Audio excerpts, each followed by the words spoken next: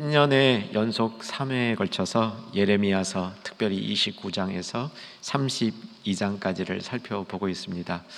보통 신년에 예레미야서를 다루는 것은 이례적인 이런 선택이라고 할 수도 있겠지만, 예레미야서를 특별히 올해의 첫 말씀으로 삼은 중요한 이유는 예레미야가 바벨론의 포로로 끌려가는 이스라엘들, 그들을 앞에 두고 왜 그런 일이 있었는지 또 어떻게 됐는지에 관해서 상세하게 예언했기 때문입니다. 이 예레미야의 예언을 우리 삶에 적용해 보면 이스라엘 백성이 최고의 위치에 있다가 최하의 위치로 떨어집니다. 하나님이 가장 사랑하던, 하나님에게 가장 중요한 백성 그 위치에 있다가 추락하는 거죠. 아무것도 아닌 노예와 같은 이방에 끌려간 포로들이 되었는데, 최고일 때나 최저일 때나 붙들 메시지가 같다는 겁니다. 그게 뭐냐면 언약이죠.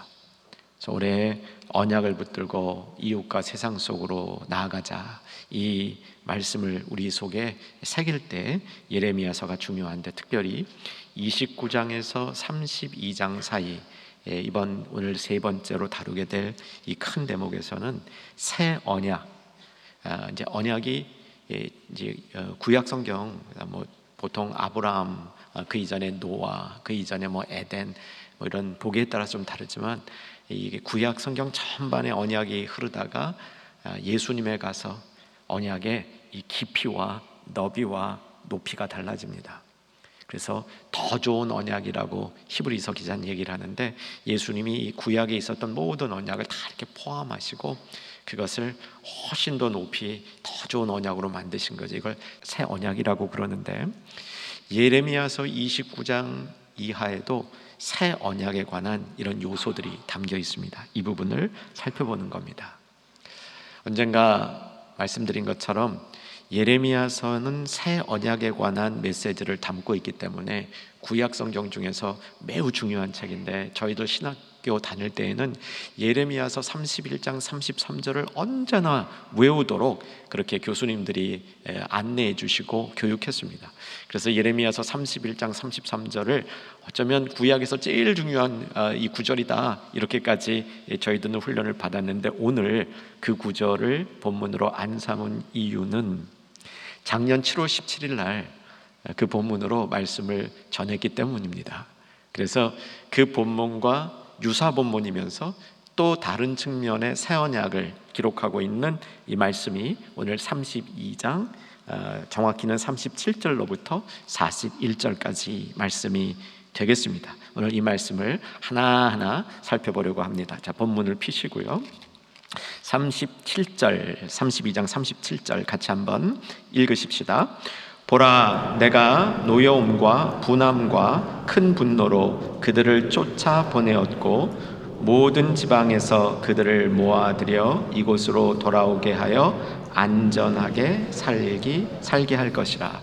우리 지난주, 고전주 이제 두 번의 메시지, 결국 재앙이 아니라 뭐라? 평안이라. 결국 돌아오게 됩니다. 이 두 말씀 기억하실 겁니다. 재앙이 아니라 평안이기 때문에 너희는 포로로 끌려간 그 땅에서 머물러라. 그 땅에 정착을 해라. 왜냐하면 그 땅을 위한 축복의 통로가 너희이기 때문이다. 그런데 그렇게 이방 종살이 하면서 중요한 것은 하나님의 말씀을 계속 들을 수 있어야 된다. 그래야 회복이 된다 말씀했고요. 지난주에는 결국 돌아오게 되는 게 하나님의 이건 명명백백한 인도하심이고 결론인데, 그냥 돌아온 게 아니고 큰 무리를 이뤄서 돌아온다.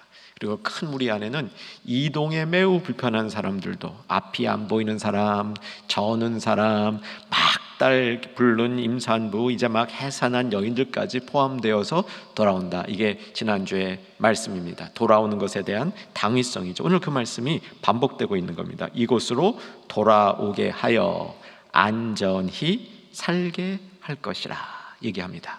자, 그 다음에 언약 관계에 있어서 제일 중요한 점을 이야기하죠. 자, 38절 암송하듯이 집중해서 읽으십시다.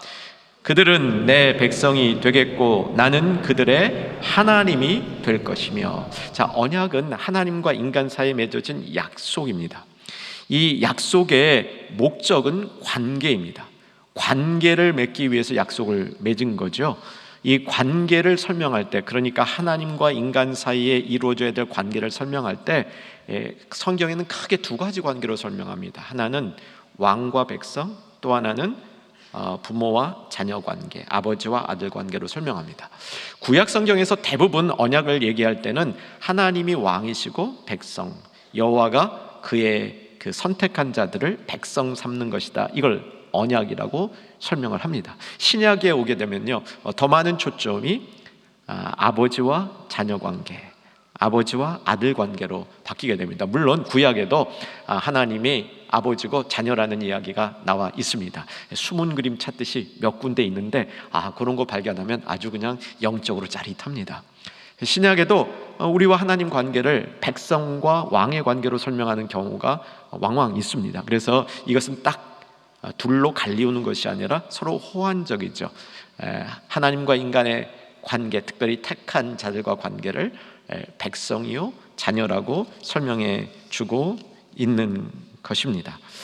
자, 이렇게 하나님과 인간과의 관계를 이게 백성, 자녀로 이렇게 쭉 설명해 주고 있는데, 이게 성경에 얼마나 많이 나올까요? 여러분 한번 스스로 찾아보시기 바랍니다. 통독 얼마 남았냐면 2주 남았습니다. 2주 지나고 월요일 날부터 이제 통독이 드디어 시작이 됩니다. 통독 등록 안 하신 분들 하시기를 강권해 드립니다. 이번에 통독하실 때 그냥 통독하지 마시고요, 또 이제 순에 속해서, 통독 순에 속해서 완독 올리려고만 하지 마시고요, 이번에는 좀 더 전에보다 한 단계 발전한 목표를 가지고 통독에 임하시기 바랍니다. 어떤 목표냐면 창세기부터 계시록까지 읽으면서 조금 이 언약의 내용, 내가 너의 하나님이라, 너는 내 백성이라, 내가 네 아버지라, 너는 내 자녀라, 이 얘기가 도대체 얼마나 많이 나오는지를 성경 읽으실 때 딱 안경을 끼고 요거 어디 나오나 한번 찾아보시기 바랍니다. 딱 이렇게 언약 관계의 가장 중요한 선포는 내가 너의 하나님이요 너희는 내 백성이라, 이 말로부터 파생되어지는 의미들이 여러 가지가 있어요. 제가 전에 한번 언약에 대해서 얘기할 때 영어로 3가지 P로 해당하는 단어들이 언약을 규명한다 말씀드린 적이 있습니다. 우리말로 바꾸면 보호, 공급, 계획이죠. 이게 다 영어로 바꾸면 P로 시작하는 단어들입니다. 보호, protection, 공급, provision, 계획, plan, 이게 다 P로 시작하거든요. 외우시기 쉽으라고 영어 말씀드린 거예요. 근데 이 보호, 보전, 계획, 이런 것들을 통해서 하나님이 어떻게 구약 성경 전반에서 역사하는가를 보면 거의 전체라고 말할 수 있습니다. 이게 우리가 지금 하고 있는 그리스도 중심적 성경 읽기, 다른 말로 언약을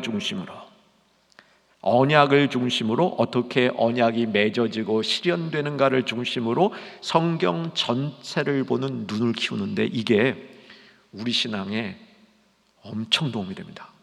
이게 아마 첫 해부터 했으면 여러분 어려웠을 거예요.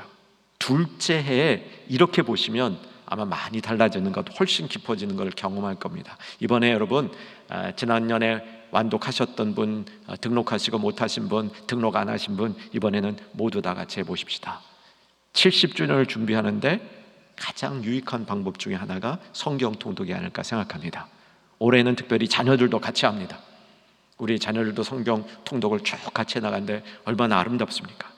또 어떤 분들은 좀 다르게 성경 통독하겠다고 영어로 하는 통독순도 만들어 달라고 그러고요, 다채롭습니다.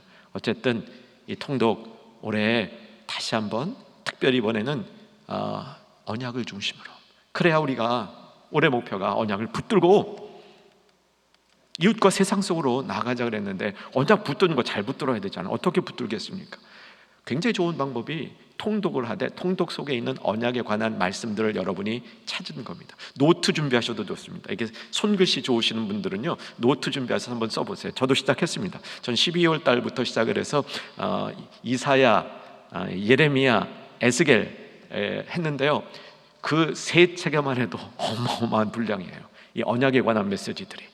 여러분 뭐 손글씨 쉽지 않으신 분들은 이 컴퓨터 이런 데서 직접 이렇게 카피해 가지고 어디다 이렇게 노트해 두십시오. 결국은 이것을 지속적으로 보면서 얼마나 많은 내용이 성경의 언약을 중심으로 쓰여져 있는가를 확인하기 위한 것이라는 거죠.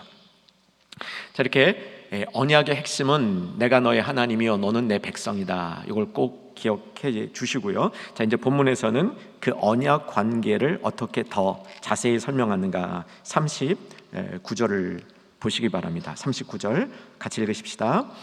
내가 그들에게 한 마음과 한 길을 주어 자기들과 자기 후손의 복을 위하여 항상 나를 경외하게 하고.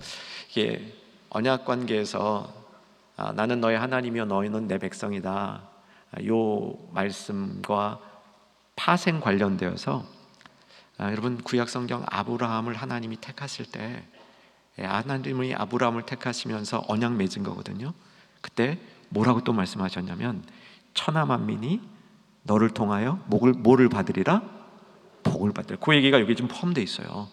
천하 만민이 너를 위하여 복을 받으리라. 그 내용이 이게 지금 여기에 적용되고 있는 겁니다. 그 내용도 언약의 내용이에요. 천하 만민이 너를 통하여 복을 받으리라. 여기 경외한다, 이것도 언약에 관련된 용어들입니다. 이렇게 점점 우리의 그 신앙적 용어들을 넓혀가면 이게 언약과 다 이렇게 연결되어 있음을 발견하게 된다는 사실이죠. 여러분, 언약은 하나님과 인간 사이의 약속인데 무엇에 관한 약속이냐면 관계에 관한 약속이다. 여기까지 정돈 끝내주시기 바랍니다. 이 관계가 일단 형성이 되면요, 관계를 확인해야 됩니다. 이 관계가 제대로 되어 있는지 가끔씩 확인해야 돼요. 어떤 괴짜 상담가가 있는데 저랑은 좀 멀리 아는 친구예요. 이 친구가 좀 괴짜예요. 이제 상담을 전문적으로 받고 있는데 이 친구는 아주 신실한 그리스도인은 아닙니다. 근데 이제 상담을 받을 때 왜 괴짜냐 그러면요, 상담하러 온 사람들 내담자라마 그러는 걸로 알고 있는데 이 상담하러 온 사람들 막 꾸짖어요, 막 혼내요. 근데 어떤 사람이 상담하러 왔는데 참 기가 막히더래요. 어떤 상담을 하러 왔냐면 제가 좀 나이가 있는데요, 그리고 제가 아주 좀 사업이 잘 되는 좋은 카페를 운영하고 있는데 요즘에 좀 진지하게 사귀는 여자가 있는데 결혼할까 하는 마음도 있는데 이 여자 친구를 보니까 나를 사랑하는 건지 내가 가진 카페를 사랑하는 건지 구분이 안 간다고, 이거 어떻게 구분하면 좋겠냐고 물어보더래요. 하도 기가 막혀가지고 이 괴짜가 이렇게 얘기했답니다. 당신 카페를 나한테 소유권 이전시켜주고 그래도 그 여자가 너를 좋아하면 그 관계가 진짜고, 그렇지 않으면 가짜라고. 근데 이게요, 어떻게 보니까 성경적이야. 우리가 하나님과의 관계를 증명하려면 내 손에 뭔가 하나님이 좋은 걸 주어졌을 때만 내가 하나님과의 관계가 좋고, 그렇지 아니할 때는 하나님과의 관계가 서원해지고 관계가 깨진다 이러면 이거는 이 언약 관계가 제대로 맺어져 있는 거라고 말할 수가 없을 것 같아요. 그렇죠. 관계가 먼저인 거죠. 하나님과 나의 관계가 먼저고, 그 관계 때문에 내가 좋은 일 생길 때에도 하나님과 함께 기뻐하고 그 안에서 기뻐하고, 힘든 일이 있을 때에도 하나님이 이것을 향하여 나에게 계획이 있겠구나, 하나님 나 보호해 주신다 그랬고 나를 위해서 공급해 주신다 그랬는데 그런 언약이 먼저 있구나, 이런 신앙이 돼야 바르게 언약을 붙들고 서는 성도가 된다는 사실이죠. 그러면 언약 관계를 맺은 하나님은 우리와 사이에서 무엇을 보시기를 원하나요? 무엇을 검증하기를 원할까요? 39절에 그 답이 담겨 있는 겁니다. 40절에도 두 번 반복돼서 나오는데요, 하나님과 우리의 관계 속에서 반드시 있고 하나님이 확인하시려는 게 경외하는가 안 하는가요? 언약을 받은 백성이 하나님을 경외하는가 그렇지 아니한가, 이것을 하나님이 때로는 테스트도 하셔요. 그래서 시련을 주실 때도 있습니다. 나를 정말 경외하는가 그렇지 아니하는가를 보기 위해서 시련을 주실 수 있다는 겁니다. 그래서 39절 40절에 나를 경외함, 이 단어를 꼭 체크해 두시기 바랍니다. 자, 확인합시다. 사랑하는 여러분, 하나님을 나의 아버지로 나의 왕으로 경외하시는 삶 살겠다고 다짐하시기를 주의 이름으로 축원합니다. 이게 언약을 붙든 겁니다. 하나님을 경외하는 모습이 이제 여러분도 통독하시면서 쭉 확인해 보세요. 쭉 확인해 보시는데 하나님을 경외하도록 하는, 하나님을 경외하는 모습을 설명해 주는 그 단어가, 그 개념이 두 가지가 나옵니다. 이건 꼭 기록해 두세요. 첫째는 순종을 통해서 하나님 경외하는 게 표현이 됩니다. 내가 하나님을 정말 순종하는가? 그렇지 아니한가?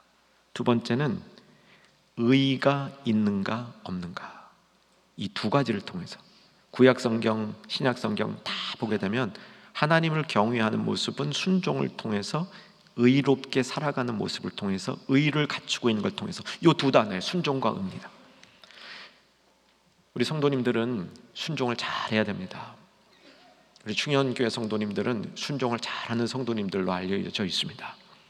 이 순종을 잘하는 이유가 사람이 착해서가 아닙니다. 앞에 리더가 세서가 아니에요.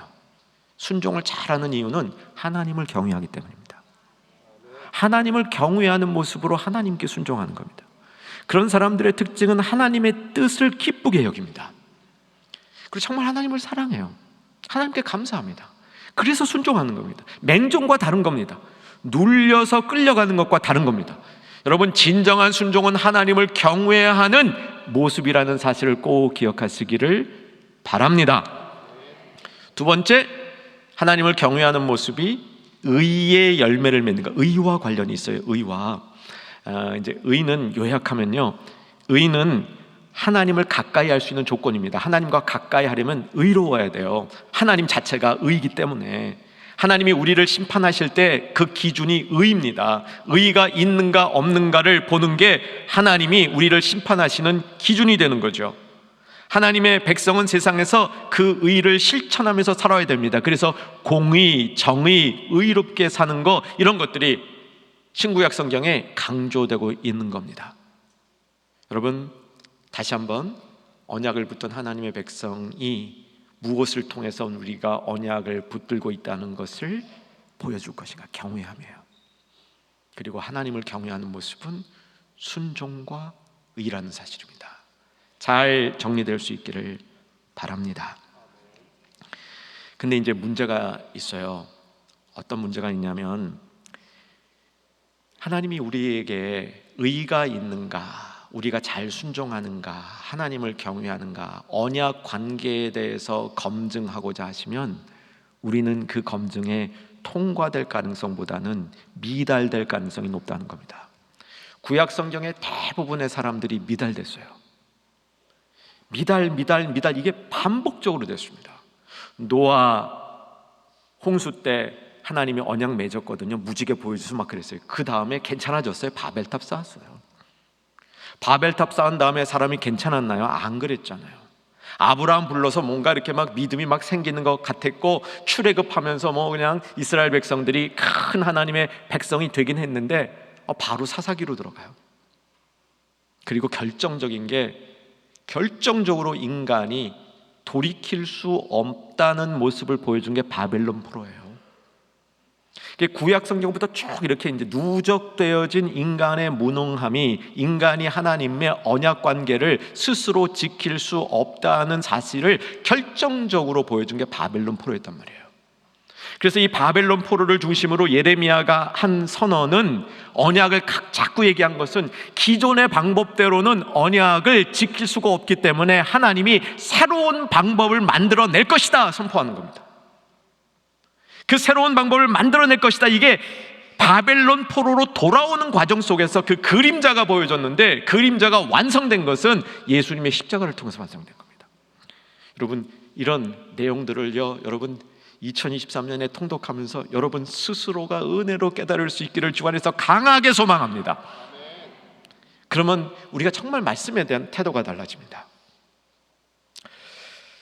자, 이제 요 구약에 나타난 새로운, 그러니까 우리가 스스로 하나님의 백성이 되기 위한 언약 관계를 지킬 수 없기 때문에 하나님이 어떤 일을 하셨는가, 세 가지가 나오는데, 오늘 본문 이제 40절 41절 중심으로 나타납니다. 빨리 반항할 거예요. 첫 번째는요, 그동안 맺은 언약보다 하나님이 더 강력하게 얘기해 주신 언약이 뭐냐면 너희를 떠나지 않겠다고 딱 약속해 주시는 겁니다. 믿으시기 바랍니다. 저와 여러분을 하나님이 떠나지 않으시겠다고 약속하신 거예요. 이게 새로운 언약의 중요한 첫 번째 요소입니다. 우리가 신앙생활 하다 보면 하나님이 나 떠난 것 같을 때가 종종 있어요. 몇 가지 시련이 되는 어려움이 동시에 몰려오면 적지 않은 성도님들이 이런 상태에 빠집니다. 하나님이 안 계시다고 무신론자처럼 부인할 수는 없는데 하나님이 아마 나 떠나셨나 봐. 내가 너무 부족해서 떠나셨나 봐. 그런데 그 다음에 허탈감이 들어. 왜 허탈감이 들냐면 내가 그 하나님의 마음에 흡족하게 될 수 있는 그런 어떤 이 자신도 없고 어떻게 하면 되는지도 모르겠고 사실은 하기도 싫고, 이 세 번째가 더 큰 이유예요. 하기도 싫어요. 이게 사람이 낙심한 경우예요. 낙심한 경우. 여러분, 이때 우리의 심령 속에 이게 담겨 있어야 돼요. 내가 너를 떠나지 아니하리라. 내가 너를 떠나지 아니하리라.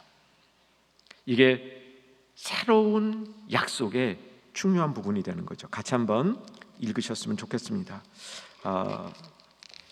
40절 말씀 같이 한번 읽고요. 40절에 두 번 나옵니다. 같이 읽겠습니다. 내가 그들에게 복을 주기를 위하여 그들을 떠나지 아니하리라 하는 영원한 언약을 그들에게 세우고 나를 경외함을 그들의 마음에 두어 나를 떠나지 않게 하고. 여러분, 나를 떠나지 아니하리라, 이것을 다른 말로 영원한 언약이라고 얘기합니다. 여러분 따라하십시다. 영원한 언약. 한 번 더, 영원한 언약. 이게 새 언약이에요. 자, 예레미야서 31장 33절, 저희 신학교 다닐 때 그냥 달달 외워야 됐던 구절로 가보십시다. 바로 앞이니까 31장 33절 읽으십시다. 시작. 그러나 그날 후에 내가 이스라엘 집과 맺을 언약은 이러하니 곧 내가 나의 법을 그들 속에 두며 그들의 마음에 기록하여 나는 그들의 하나님이 되고 그들은 내 백성이 될 것이라. 여호와의 말씀이라.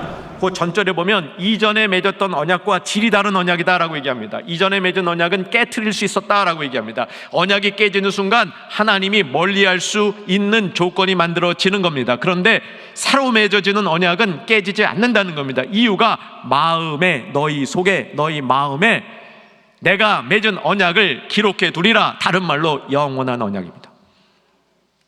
새 언약은 마음에 기록된 언약이요, 이 언약을 영원한 언약이라고 하는 겁니다.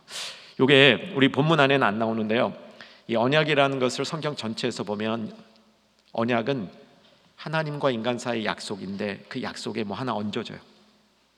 뭐가 얹어지냐면 맹세가 얹어져요. 하나님의 맹세가 얹어져요. 무슨 맹세냐면 변개치 않다, 바꾸지 않겠다. 사실은요, 우리가 누리는 모든 은혜의 근거가 이거예요. 뭘 내가 특별히 예뻐서 그런 게 아니고, 우리 다 많이 배우잖아요. 내가 특별히 예뻐서 하나님이 선택하신 거나 복 주신 게 아니라고. 그죠? 그래서 전적인 은혜라고 고백하잖아요. 하나님이 나를 선택해 주신 때. 근데 그걸 더 뿌리 깊게 내려가면 하나님이 언약을 맺고 이 언약을 깨트리지 않으시겠다고 먼저 맹세했기 때문에 이 언약이 계속 지켜지고 있는 겁니다. 그래서 내가 너를 떠나지 아니하리라 라는 말을 우리가 굳게 믿을 수 있는 이유는 내가 떠나지 않을 수 있는 조건을 갖춰서도 아니고, 내가 떠났다가 돌아올 수 있는 능력이 나에게 언제나 있어서도 아니고, 더 깊은 근원에 하나님이 이 맹세를 하셨기 때문이에요.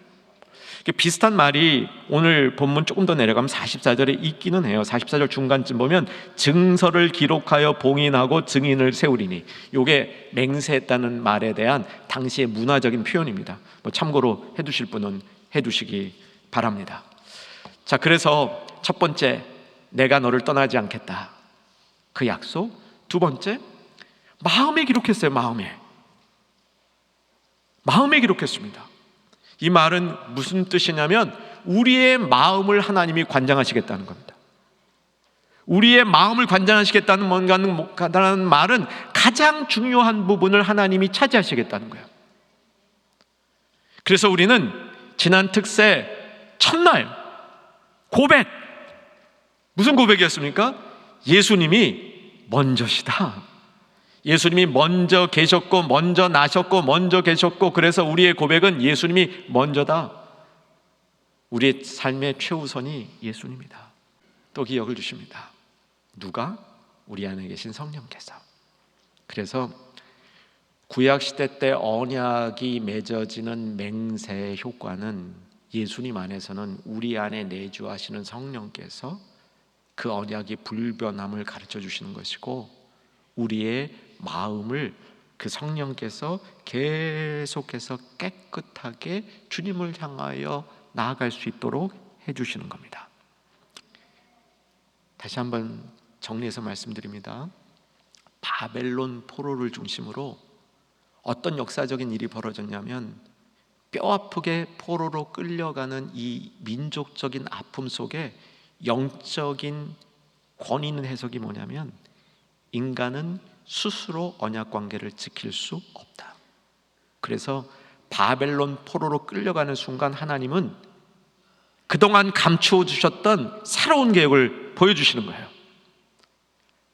마음에 내 언약을 기록하리라.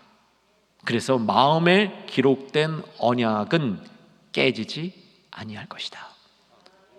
여러분 마음속에 하나님의 언약이 기록되어 있는 줄로 믿으시기 바랍니다. 그럼 혹 안 믿어지시는 분 있죠? 굉장히 과학적인 분들이거나 매우 논리적인 분들은 아니 마음에 뭐가 어떻게 기록이 돼? 그럴 수 있을 것 같습니다. 자, 이걸 어떻게 여러분 성경적으로 도움을 얻으셔야 되냐면요, 작년 이 하반기에, 작년 끝날 무렵에 제가 2023년이 되면 꼭 같이 붙들고 지키고 싶은 말씀이 두 개 있다고 말씀드렸습니다. 하나는 베드로전서 3장 15절, 또 하나는 로마서 12장 2절이에요. 이 구절들을 이제 차례로 볼 테인데 자막으로 보는 게 좋을 것 같습니다. 베드로전서 3장 15절 먼저 보십시다. 앞부분만 볼 거예요. 자, 여러분 눈으로 따라와 주세요. 잘 보세요. 너희 마음에 그리스도를 뭐로 삼아? 주로 삼아. 그리스도가 내 주인이 되는 거예요. 그럴 때 거룩해져요.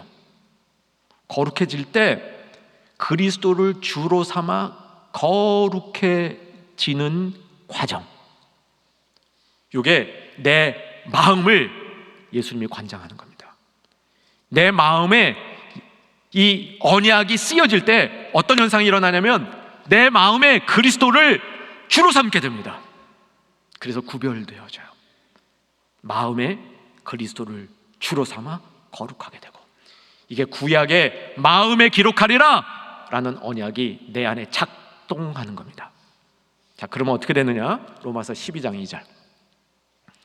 자, 또 제가 읽어드립니다. 너희는 이 세대를 본받지 말고, 그 다음 같이 읽으십시다. 오직 마음을 새롭게 함으로 변화를 받아 하나님의 선하시고 기뻐하시고 온전한 뜻이 무엇인지를 분별하도록 하라. 마음을 새롭게 함으로 변화를 받아. 요거는요, 믿지 않은 사람들도 이렇게 할 수 있어요. 때로는 마음이 믿지 않은 사람들도 이렇게 리프레시 될 수 있습니다. 리프레시. 이게 생생해질 수 있어요. 어디 갔다 오면, 놀러 갔다 온다거나 뭐 좋은 일이 생기면 이게 마음이 갑자기 좋아져요. 갑자기 시원해져요. 이것도 믿지 않은 사람들도 경험하는 겁니다. 요즘엔 단어도요 부풀려져 가지고 이런 걸 힐링이라고 그래요. 힐링. 성경은 그런 걸 힐링이라고 얘기하지 않는데, 하여간 요즘은 힐링이라고 그래요. 뭐 그러니까 대세를 따라가도 괜찮습니다. 하지만 로마서 12장 2절에서 말하는 마음을 새롭게 하여는 새 언약 관계가 이루어진 거예요. 내 안에 예수님이 계실 때, 새 언약이 작동될 때, 예레미야서 31장 33절에 말한 마음에 기록하고, 오늘 또 32장 40절에 말한 이 마음에 두어, 나를 경외함을 그들의 마음에 두어 떠나지 아니하리라. 하나님이 떠나지 않겠다는 건요, 우리가 무슨 일을 해도 안 떠나겠다는 얘기가 아니라, 하나님의 경외함을 우리 마음속에 두어서 우리가 하나님을 경외하기 때문에 당연히 하나님 안 떠나는 겁니다. 그러기 위해서 우리는 날마다 마음을 새롭게 하는 새 언약을 붙들고 로마서 12장 2절을 실천해 나가는 성도가 되어야 되겠습니다. 이제 말씀을 정리합니다. 구약 성경에 이렇게 새 언약이 마음에 기록되는 하나님의 하나님과의 관계라고 정리해 보니까 신명기 5장 6절에 나오는 너희는 마음을 다하고 뜻을 다하고 힘을 다해서 여호와 하나님을 사랑하라, 예수님도 하신 그 말씀이 기억나겠죠? 이게 일종의 우리가 하나님을 경외함으로 순종하는 모습입니다. 마음을 다하고 뜻을 다하고 힘을 다하고, 예수님은 더 추가해서 목숨도 다하라고 그렇게 말씀하셨죠. 그런데 41절을 한번 보십시다. 41절 찾으십시다. 다 같이 한번 읽으십시다. 시작. 내가 기쁨으로 그들에게 복을 주되 분명히 나의 마음과 정성을 다하여 그들을 이 땅에 심으리라. 우리만 마음을 다하고 정성을 다하는 게 아닙니다. 하나님이 먼저 그의 백성을 이 땅에 심기 위해서 마음과 정성을 다해서 그들을 돌보며 가꾸며 심었다는 겁니다. 우리가 마음을 다하고 뜻을 다하고 정성을 다하는 것은 반응하는 겁니다. 하나님이 먼저 하신 일에 대해서 여러분 감사하지 않습니까?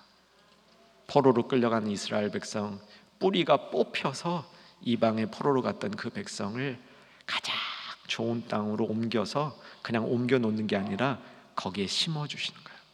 심어주시는데 마음과 정성을 다하여 심어주신다고 얘기합니다. 여러분, 우리 마음속에 이런 하나님의 언약이 심기어진 겁니다. 이게 새 언약을 붙든 사람들의 모습입니다. 그러므로 우리는 날마다 그 마음을 새롭게 하고, 또한 마음의 그리스도를 주로 삼아 거룩하게 하는 삶을 살아야 되는 줄로 믿으시고 그렇게 사시기를 주의 이름으로 축원합니다.